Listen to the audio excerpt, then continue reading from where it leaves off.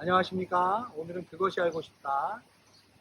특별히 이스라엘, 유다 지역, 유다 지파, 유대 지역, 또 유대인, 또 히브리, 이렇게 다양하게 쓰여지는 이 용어들의 의미에 대해서 우리가 정확하게 또 이해할 필요가 있기 때문에 오늘은 이러한 용어들의 의미에 대해서 좀 살펴보도록 하겠습니다.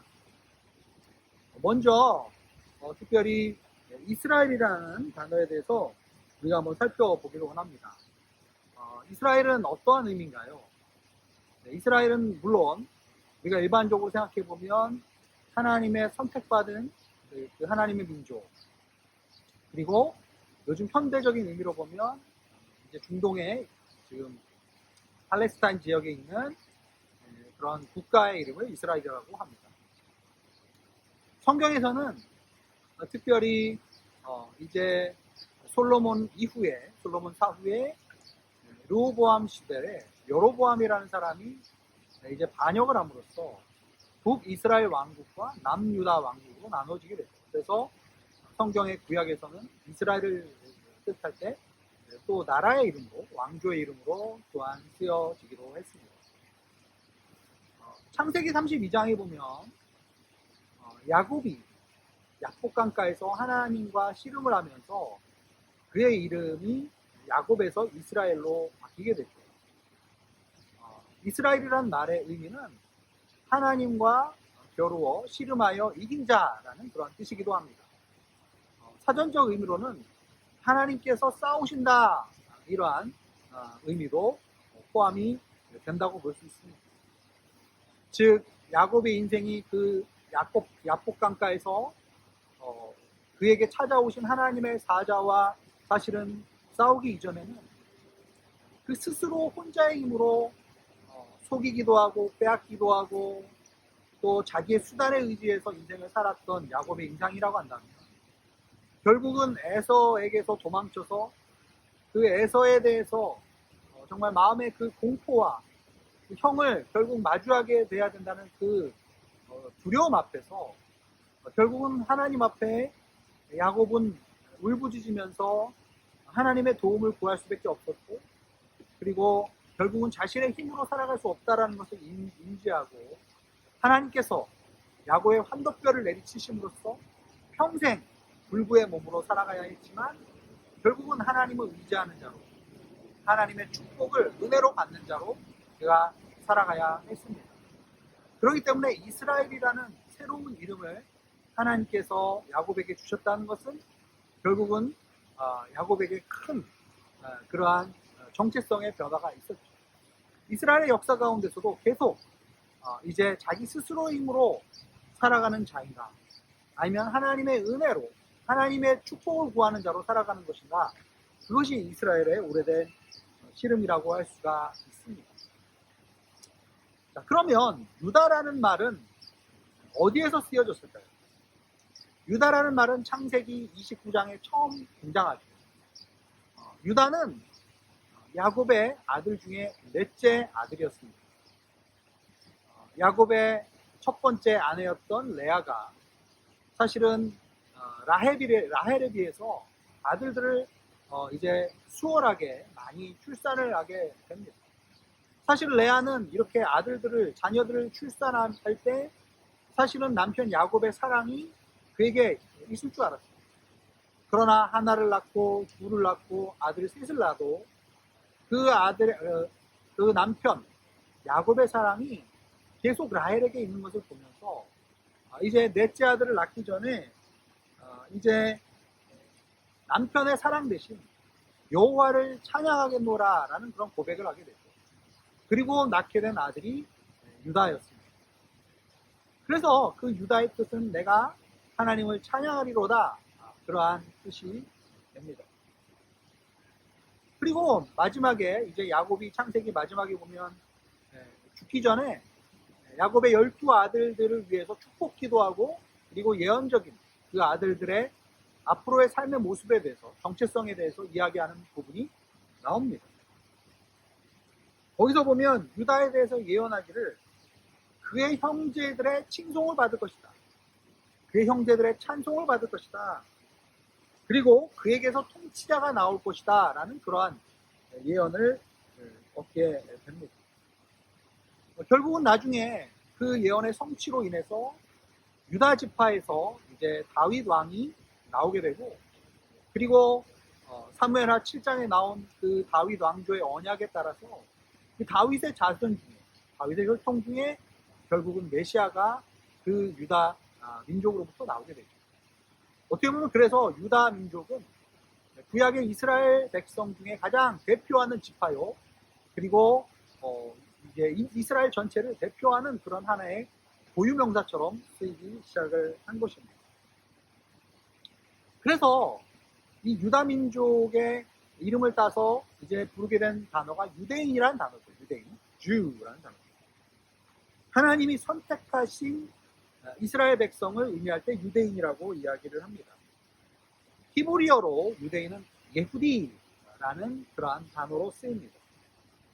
구약에서는 유다 지파나 또한 유다 왕국 사람들을 구별하여서 부를 때 이 예후디라는 단어를 쓰지 않았습니다.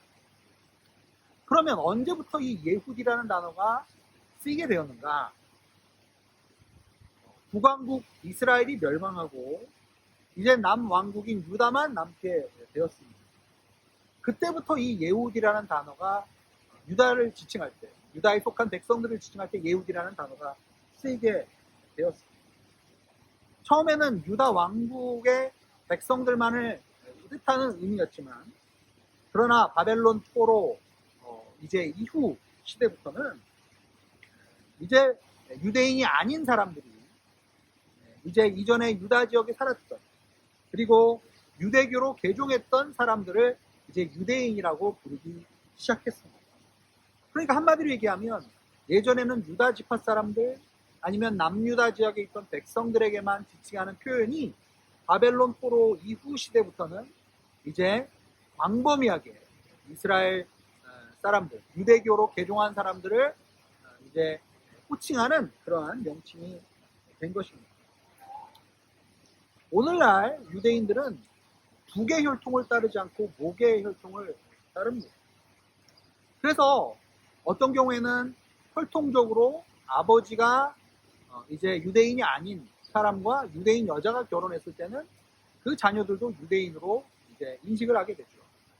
그래서 유대인들은 지금 전 세계에 굉장히 넓게 퍼져 있고, 사실 그 유대인들의 얼굴이나 또 언어나 생활 풍습이나 문화가 굉장히 많이 다양하다는 것을 알게 돼요. 그러나 유대인들이 자신들을 유대인으로 부르게 되는 공통적인 정체성의 요소가 있습니다. 그것은 혈통이나, 즉 모계로부터 온 혈통이나 또 종교를, 유대교를 믿는 사람들을 유대인으로 그들은 요즘에 여기고 있습니다. 자, 이제 우리가 유대라는 말에 대해서 생각해 보겠습니다. 유다는 이제 유다 지파를, 국가를 상징하고요.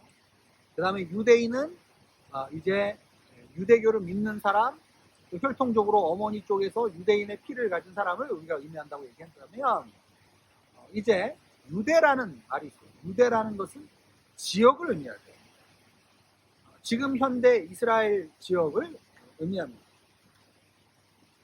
유다 지파의 이름을 따서 유대라는 지역으로 지역명이 불리게 됐는데요.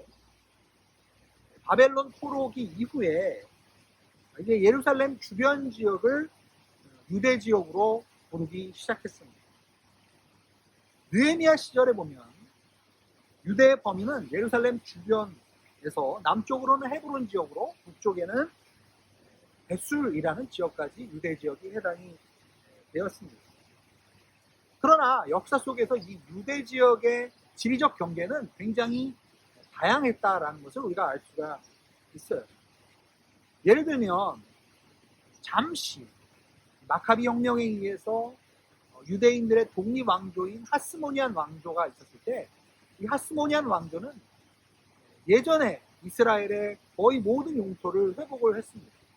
그래서 이스라엘 전역을 다 유대 지역으로 부르기도 했습니다.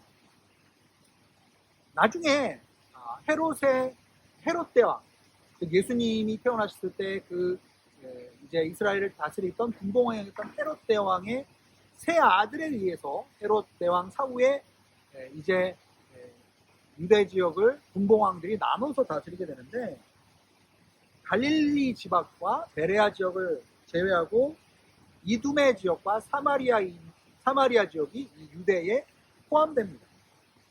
그래서 이 로마에 의해서 행정구역으로 유대라는 이름이 사용이 되었고, 그곳을 다스리는 왕의 이름이 아켈라오였습니다.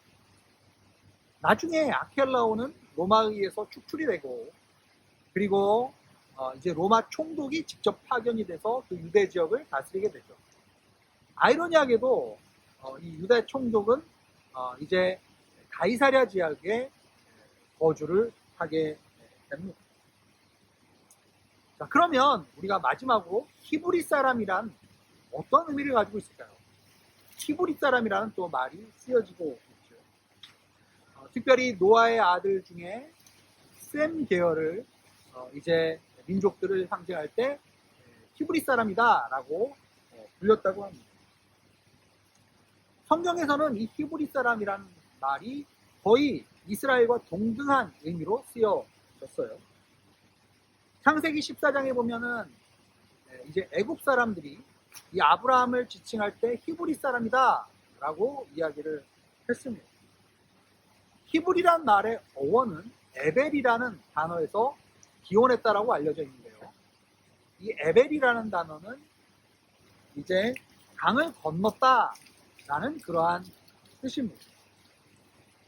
즉 아브라함이 이제 유프라테스 강을 건너왔기 때문에 아마 그런 표현이 쓰여지지 않았을까라는 생각을 해보게 됩니다. 실제로 이스라엘 백성이 애굽에 있을 때 히브리 사람이라는 이제 용어를 광범하게 듣게 되죠. 그래서 이 요셉의 이야기에 보면은 이 보디발의 아내가 이 요셉을 히브리 사람이라고 부릅니다. 여기서 쓰이는 이 히브리 사람이라는 뜻은 어떻게 보면 이제 어떤 사회에서 하층민에 해당하는 사람을 통칭해서 부르는 단어로 나중에 발전되어서 쓰였습니다. 즉 히브리 사람이라고 하면 그 사람의 하층, 그 사회의 하층에 있는 사람을 이제 어떻게 보면 좀 비하하는 그러한 의도로 나중에는 히브리라는 단어가 쓰여지게 됩니다. 네, 오늘 이제 이스라엘, 유다, 유대인 또 여러 가지 다른 용어의 용법에 대해서 한번 알아보게 되었습니다. 여러분들 좀 도움이 되셨습니까? 우리가 정말 무엇보다도 우리는 예수 그리스도 안에서 우리는 주님을 믿음으로 말미암아 이제는 이제 표면적, 즉 겉으로서의 유대인이 아니라 정말 믿음으로 예수 그리스도와 함께 하나님의 아들이 될 때 우리는 진짜 이스라엘 자손이 되고 믿음의 백성이 되는 줄로 믿습니다. 진정한 이스라엘은 예수 그리스도를 통해서 하나님의 백성으로 온전히 하나님의 교회 가운데서 이루어짐을 믿습니다. 우리 모두가 이러한 하나님의 백성으로서의 정체성을 가지고 살아갈 수 있는 저와 여러분이 되기를 주의 이름으로 축복합니다. 여러분 한 주간 또 승리하시기 바랍니다. 안녕히 계십시오.